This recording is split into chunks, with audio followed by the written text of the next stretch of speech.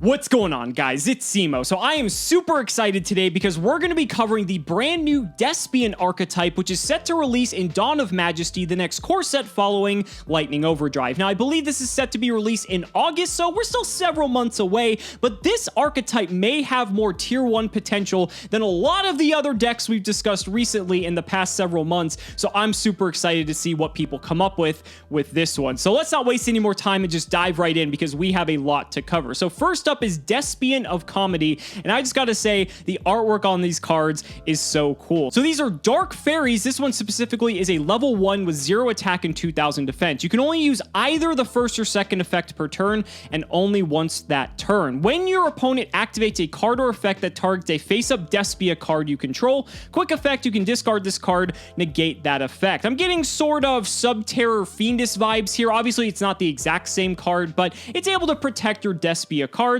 It's not bad. Then the second effect, if this card is in your graveyard, quick effect, you can tribute one fusion monster, special summon this card. Now what I like about this is that it doesn't restrict you from playing specifically other fusion archetypes, right? So immediately my mind goes to Invoked or Shadal, and so that way you can tribute some of the fusion monsters to bring this back out, and then if in the instance of Shadal, you can actually trigger the construct, let's say, and actually get one of your fusions back to hand. There's no precluding text on this, at least as far as I know, and I think that actually has a lot of potential, meaning it could be splashable with other decks. So let's go ahead and move on though.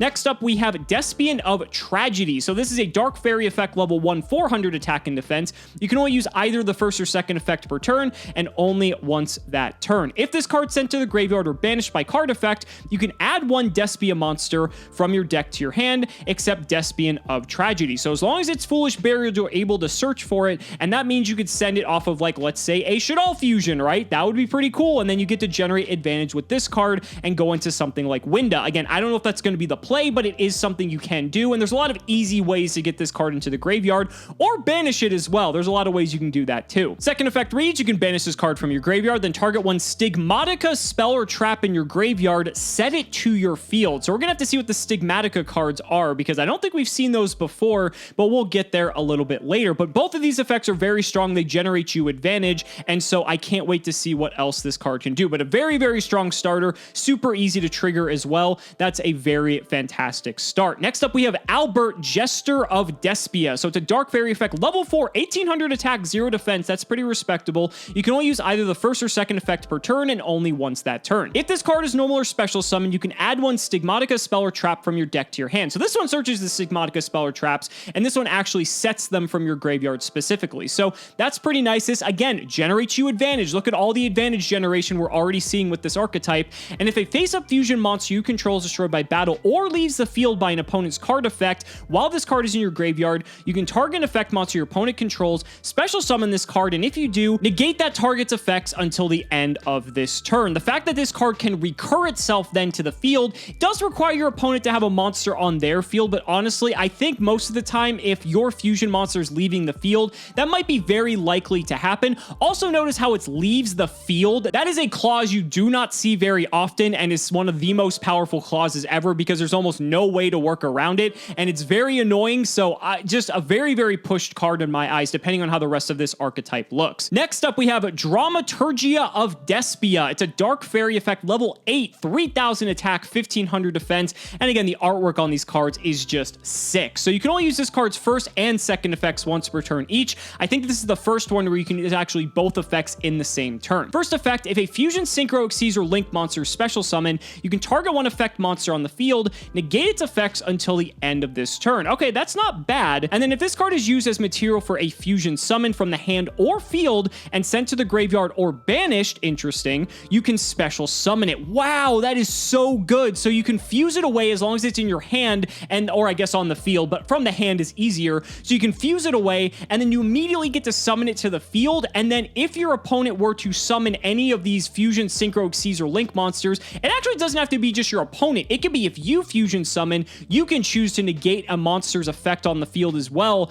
That's a pretty strong effect. Again, it is a little bit conditional because you don't have full agency over when you're going to trigger that effect, but most of the time if your opponent is going to the extra deck, they're going to be going off into their plays, and this card is going to be able to stop them. And the fact that it's always going to be recurring, the fact that it's 3000 attack, it's level 8, it's dark, I think there's a lot of synergy synergy there, and we're gonna have to see what else we have. So looks like we're getting into the fusions now, and again, the artwork on these cards is so fantastic. This is such a Yu-Gi-Oh archetype. I love it. So this is Despion Aquaritis. I'd probably completely butcher that. It almost looks like a Klee sort of influence here. This looks like a Klee card, but interesting. This is a Light Fiend fusion effect monster, level 8, 2500 attack, 2500 defense. It requires a Despia monster and a light or dark monster. Wow, that is very easy to pull off. And you know what I'm thinking with this? I think Super Polymerization is looking mighty nice here, because the fact that it's just a light or a dark, and the fact that a lot of top tier decks are typically either light or dark attribute, and this is a fusion focused deck, you could maybe main deck Super Poly in this, and it's very viable, not just for stopping your opponent, but also as an engine card on top of it. We'll see though. You can only use this card's aim first and second effects once per turn each. During the main phase, as a quick effect, you can change the attack of all face-up monsters currently on the field to 0, except level 8 or higher fusion monsters until the end of this turn. So while this isn't like a blanket effect negation sort of effect, what's good about this is that if your opponent's relying on the battle phase to clear your board, this is a way that can actually completely shut that down entirely, because the fusion monsters are still going to maintain their stats, and they're not going to be killed by something that isn't a level 8 or higher fusion monster, which most decks typically aren't playing anyway, unless they're a specific fusion focused archetype. So I think this effect is actually deceptively good, but I don't think it's like broken, if that makes sense. Second effect, if this face-up card you control leaves the field by an opponent's card effect, again, leaves the field. That is so busted. You can add to your hand or special summon one Despia monster or one Fallen of Albaz from your deck. So this card even replaces itself if it leaves the field, assuming it's by opponent's card effect and not your own doing. But the fact that it does means, again, think of all the advantage generation you have here. You lose a little bit of advantage on this, but you're always going to maintain it as long as your opponent is the one to make this card leave the field. Let's actually quickly talk about Fallen of Albaz, because this is a card that a lot of people have seemingly forgotten about, and it's a good refresher for how this card synergizes with the rest of the deck. So it's a Dark Dragon effect, level 4, 1800 attack, 0 defense. Albaz has had so many different cards that potentially work with it in past sets, but I think this is like the first time it's looking to be very promising. And so its effect reads, if this card's no more special summoned except during the damage step, you can discard one card, fusion summon one fusion monster from your extra deck using monsters on either field as fusion material, including this card, but you cannot use other monsters you control as fusion material. You can only use this effect of Albaz once per turn. So it has this sort of super polymerization effect built into it. Obviously, your opponent can respond to it, where it can fuse away with your opponent's monsters. And so in the instance of our Despion Aquaritis here, you're able to just bring out an Albaz, and then Albaz triggers on special summon, then you're able to go ahead and then super poly away whatever threat your opponent has, and then you're actually able to go into something else that you may have at your disposal. That's pretty sick. That's really cool, and I think that is actually very potent depending on the way the deck is built. Next up here, this, oh my god, this archetype looks like it's straight out of Devil May Cry, and I love it. This is Despion Proscenium. So it's a Light Fiend fusion effect, level 11, 3200 attack and defense. That is gigantic. It requires one Despia monster, one light monster, and one dark monster, which again is not very difficult to pull off. I mean, this archetype's all darks. I guess the fusions are lights, but again, think about how you could splash this with Shaddoll or even with Invoked, and it's very easy to meet those requirements, especially when you have Albaz being able to use your opponent's monsters as well, and if you go that super polymerization route as well to have that unfair edge. So you can only use the first and second effects once per turn each. During the main phase, quick effect, you can target a fusion, synchro, Xyz, or link monster in your opponent's graveyard, either banish it or special summon it to your field. Wow, that is a very strong effect. Imagine being able to take like your opponent's like Boral Sword Dragon that they made, right? Like there's so many good targets you could steal, and the fact that it's a quick effect, your opponent's gonna have a difficult time playing around it.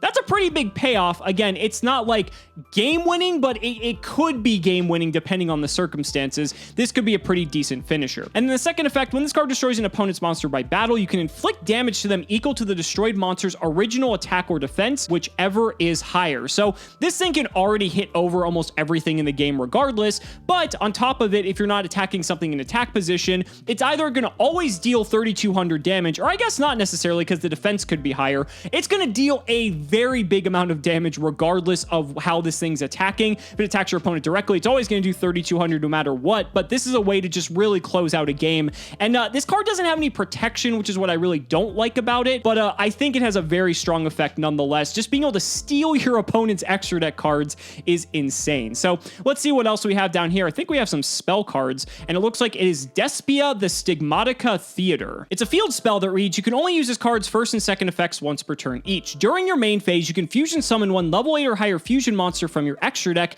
using monsters from your hand or field as fusion material. This is fascinating that the fusion card is actually the field spell. I'm not sure if we've seen that too often. I'm sure you guys will correct me in the comments if we have, but that's interesting. You know, Terraforming can search it. There's a lot of ways to get to this. I believe the 1800 attacker up here, I believe he searches Stigmatika Spell and Traps. Yeah, so you can go ahead and just normal summon him, get to your field spell, and then just like that, you can start doing your fusion play. So that's cool. And then if a face-up non-fusion fairy monster you control is destroyed by battle or leaves the field by an opponent's card effect, once again, you can target a level 8 or higher fusion monster in your graveyard, special summon it. Wow, that is actually much better than it may seem, because as long as you summon one of these at all, at any point, if your opponent is going to just get rid of any of your threats as long as his field spell is up, you're going to be able to recur these, assuming they were fusion summoned properly, and that is going to be a colossal nightmare for your opponent to have to deal with. Now, I'm not really a fan of field spells that don't really do much as soon as they are activated. I like the field spells such as Trickstar Lightstage or Spiral Resort or Magical Meltdown that are going to generate you a card as soon as you play them, but the fact that it's the fusion spell, the fact that it also allows you to get back some... Imagine if Magical Meltdown said, oh, get back Makaba if your opponent destroys it by any means, basically. That would be ridiculous. Moving on along, though, we have Stigmatika Curtain Rise. So this is a quick play spell. You can only use this card's aim first and second effects once per turn each. So discard one card, then add to your hand or special summon in defense position one Despia monster from your deck. You cannot special summon monsters from the extra deck for the rest of this turn after this resolves, except fusion monsters. If this is a fusion-focused deck, that's probably not going to be the end of the world. Even if you are mixing this with another archetype, you can still do other link plays, but then once you're locked into fusion, then that's all you're going to be able to do. But the fact that it's for the rest of the turn means you have some options there. And the fact that this e-tellies anything onto the field from the archetype is also pretty good. You can actually pitch the Despion of Tragedy here, and that's going to allow you then to get a search, so you actually break even on advantage. And think about the number of cards that actually want to be in the graveyard, so that discard is actually completely negligible. And then the second effect reads, if a fusion monster you control will be destroyed by card effect, you can banish this card from your graveyard instead. Again, look at how non-precluding this is. I mean, the fact that you're able to protect your other non-archetype fusion monsters as well that aren't Despian fusion monsters, I think is huge and really allows people to experiment with other fusion-focused archetypes.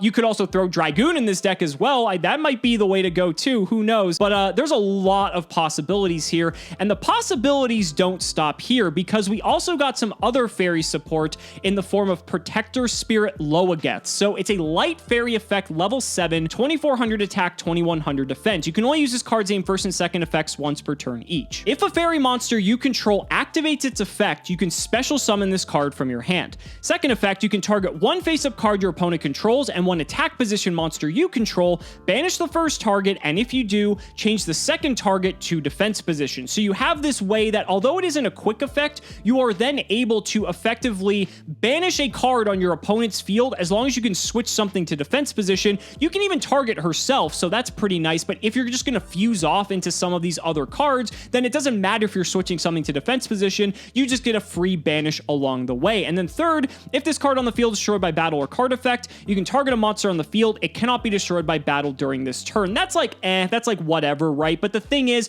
the first and second effect here both synergize with the Despian archetype. It's light, which enables chaos synergy, which it already was a chaos-focused archetype because the fusions are light, and just adds to the fact that this could potentially be a new tier 1 deck. And then if that weren't enough, we had even more cards get announced actually just before I started recording this video, and this is Black Clad Dragon Albion. So it's a level 8 Dark Dragon effect monster, 2500 attack, 2000 defense. You can only use the second effect of this card's name once per turn. This card's name becomes Fallen of Albaz while on the field or in the graveyard. Then the second effect, if this card is in your hand or graveyard, you can send one Fallen of Albaz or one Stigmatika Spell or Trap from your hand or deck to the graveyard. Apply this effect based on where that card was sent from. If it was from the hand, you can special summon this card, but if it was from the deck, you can place this card on the bottom of the deck. Then if it was placed from the hand, draw one card. So this is a card that can effectively cycle itself while also being able to send an Albaz or a Stigmatika Spell or Trap to the graveyard,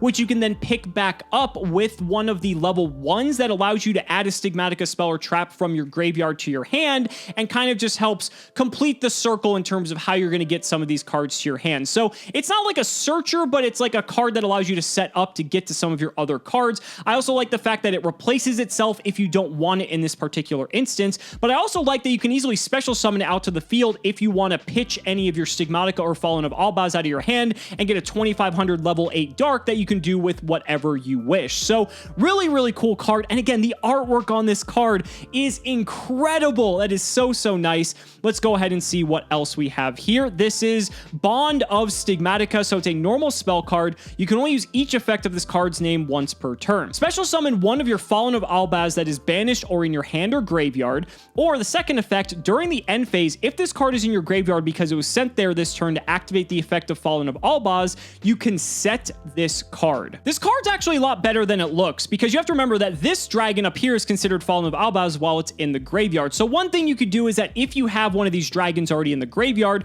you could use another one that's in your hand. You could use the second effect, which is a once per turn, place it on the bottom of the deck, and you send this spell, because it is a Stigmatika spell, to the graveyard. You draw a new card. Then you use one of the Despias that allows you to get the Stigmatika spell from the graveyard to your hand, then activate Bond of Stigmatika, special summoning back this because it's considered Fallen of Albaz, and just like that, you have the Despia card on the field, you have the dragon on the field, and you get some advantage, and I'm pretty sure you break even on that exchange on top of it all, so that's actually pretty cool. And if you want to bring back Fallen of Albaz as well, remember, it'll trigger on special summon to use the effect to fuse away your opponent's board, so that's another thing you could potentially do there as well. Even the second effect of this isn't terrible because you're able to then set this card if it was used for Fallen of Albaz's effect, which means you actually don't really lose much advantage because for this effect, you do have to discard one card, but that way you actually break even, and then you're able to convert that into either another copy of Fallen of Albaz that you use for the fusion summon, or you can use it to bring back one of the black clad dragon Albions that is already in your graveyard for a much stronger threat. Now, again, this card on the field doesn't necessarily do a whole lot. It's kind of just a big monster, but again, when you look at the archetype in totality, these cards just feel very pushed. I do not know the direction that this deck could possibly take, but when we do these archetype reviews, I typically don't get too excited because some of these archetypes just are very restrictive or they just seem super, super niche. I'm really excited about this one because there's chaos potential here. The fact that none of the cards are really precluding you from playing other archetypes. The fact that there's plenty of open-ended sides with the fusion side of it, right? Because you can go the Shadal route. Maybe Invoked is an option because there's a light package here, or maybe you just play other light cards in here. There's so many different things that are going through my mind that feels like this deck could potentially be something, and not just something, actually a very strong contender, but I don't know exactly what that looks like. Maybe I'm just super hyped because the artwork on these cards is so sick and I absolutely love it, and I really just want to try the deck out. We'll have to see. I'm really curious to know what you guys think, so be sure to let me know down in the comments what you all think of this brand new Despia archetype, as well as this extension of the Fallen of Albaz lore, I guess, because this lore has been going across multiple sets now, and it looks like Fallen of Albaz might finally get his moment here because these are the most promising cards to synergize with this monster I think we've seen yet. Oh, let's also not forget Dogmatika too, because I think I've omitted that from the entire video. Yeah, the Dogmatika cards could make up the whole light component. I think there's something here. This just seems really, really strong. But guys, that's going to do it for the video. Let me know down in the comments what you guys think. Again, I'd really love to hear your thoughts. Thank you all so much for watching the video. Be sure to like the video as always. Subscribe to the channel for more amazing Yu-Gi-Oh content. And if you found this video informative, consider supporting me on Patreon for exclusive early one-day access to both the Yu-Gi-Oh! Progression series and the history of Yu-Gi-Oh! Thank you all so much again, and we will see you next time.